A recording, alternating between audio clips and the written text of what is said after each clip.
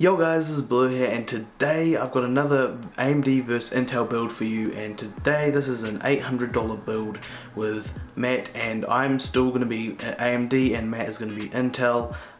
This time we're going to be spending, I'm going to spend more time on my build, or I did spend more time. I spent a lot more time researching into the products and seeing which would go perfect for this build or this gaming build. And I think I've chosen some pretty good, pretty good components for this build. You can tell me down in the comments below if I can do any better, but I think this is a pretty good build for the price. So we're doing an $800 build, and I'm just going to explain how this works. I didn't really explain it in the last episode, but we're going to be going up in $100 every episode. So next episode will be $900, the next episode will be $1,000. I'm not sure how high we're going to go, but I don't think we're going to go too high to like $10,000, but we'll know when to stop and when it gets too much money. But for now, we're just going to keep doing these episodes maybe once every week or once every second week. I'm not too sure about that. But let's get this episode started. So the first component is the CPU, and I chose the AMD FX 8320 clocked at 3.5 GHz. It's an 8 core processor.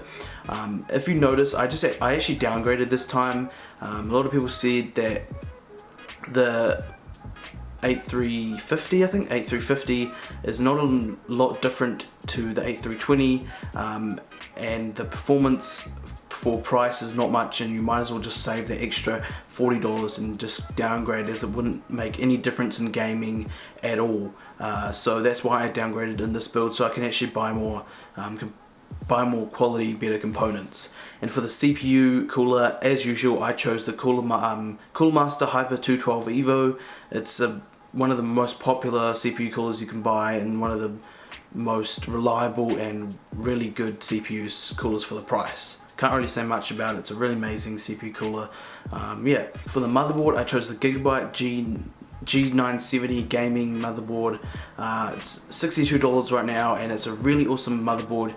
It supports Crossfire. I'm not sure about SLI, but I'm definitely sure it can support Crossfire, so that's a really nice addition to the motherboard, as it is a very reasonable price, and it can support Crossfire. It can support up to 64 gigs of RAM. I'm not sure if you can overclock on this motherboard. I would have to, if you were to buy this motherboard, I would suggest putting more research into it, making sure that you can overclock on this motherboard, because I'm not certain you can do that. Now for the SSD, I chose the Silicon Power 240 gig SSD.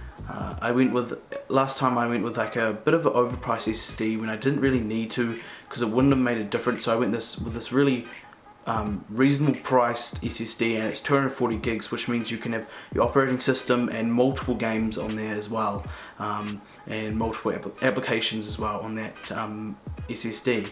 Now for the hard drive, as usual, I chose the CK Barracuda 1TB hard drive.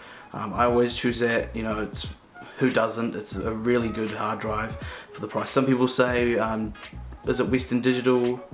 A lot better, but I think they're pretty much both exactly the same, and Seagate Barracuda hard drive is actually cheaper, so I always use that hard drive in my builds, as I think they're really good hard drives for the price. Yeah, I can't really say much else about it.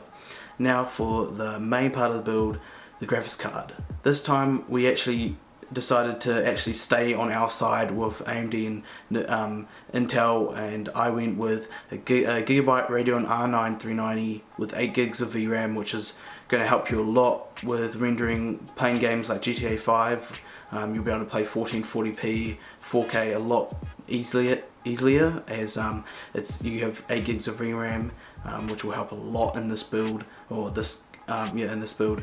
So yeah, and another thing is this graphics card is VR ready, which is awesome, so you don't have to worry if you want to get an Oculus Rift or something.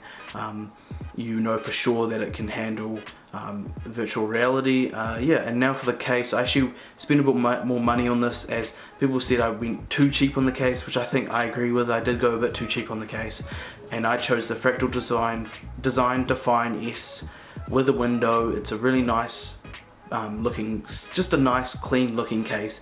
It's really quiet, as you know Fractal make really nice quiet cases, and it's just a really clean black case. And now for the last part of the build, I chose the EVGA 600 watt 80 plus bronze power supply.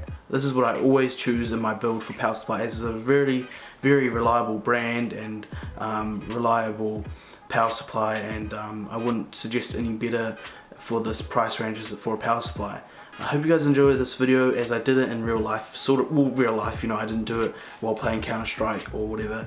I felt like, why not do a build when I'm with my camera. Hope you guys enjoyed this video. Make sure to click the like button down below and subscribe button down below for more videos. Peace.